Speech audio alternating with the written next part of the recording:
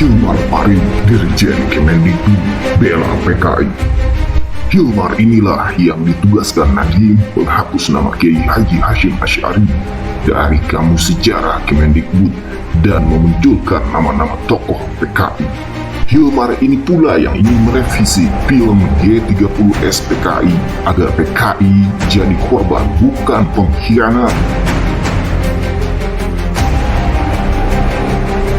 Basis keberadaan ya, basis legitimasi Orde Baru itu ya memang sejarah ya. Jadi dasarnya dia berdiri itu karena melakukan manipulasi sejarah.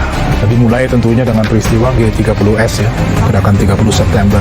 Ceritanya dikonstruksi sedemikian rupa sehingga terlihat bahwa peristiwa itu adalah ya, kudeta oleh PKI, dan kita tahu bahwa itu sama sekali tidak betul ya. Tidak ada dasar untuk mendukung argumentasi itu, dan sebetulnya di dalam studi-studi yang ada selama ini persoalan itu juga sudah cukup jelas terlihat gitu. Tapi ya alasan kenapa Orde Baru sangat berkepentingan untuk mengontrol pemahaman masyarakat mengenai sejarah ya karena basis legitimasinya hanya itu gitu ya. Pertama, jenggot pendiri NU dihilangkan oleh para penyusup PKI di NU dengan nama Anus, aliran Nusantara.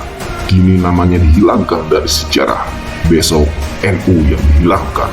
Bahkan, bukan hanya pendiri NU yang hilang namanya dari Kamus Sejarah Kemendikbud, tapi juga pendiri NKRI, Muhammad Natsir, juga hilang.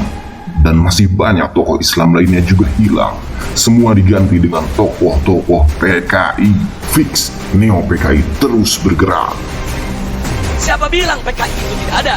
Siapa bilang gerakannya itu sudah bubar dari republik ini? Siapa bilang gerakan PKI itu, saudara, saat ini tidak mulai kembali mencengkramkan kukunya di bumi Nusantara ini? Sebelum tahun 1998, sejarah pengkhianatan PKI di Madiun 1948 maupun G30S PKI 1965 itu tercantum, diceritakan dalam sejarah Indonesia, masuk dalam kurikulum. Tapi begitu masuk reformasi 98, saudara, pelajaran tentang pengkhianatan PKI baik di Madiun 1948 maupun G30S PKI 1965 dihapuskan dari kurikulum pendidikan. PKI sedang bergerak, PKI akan bangkit kembali, PKI akan melipas kita semua kalau kita tidak merapatkan barisan dari sekarang, saudara.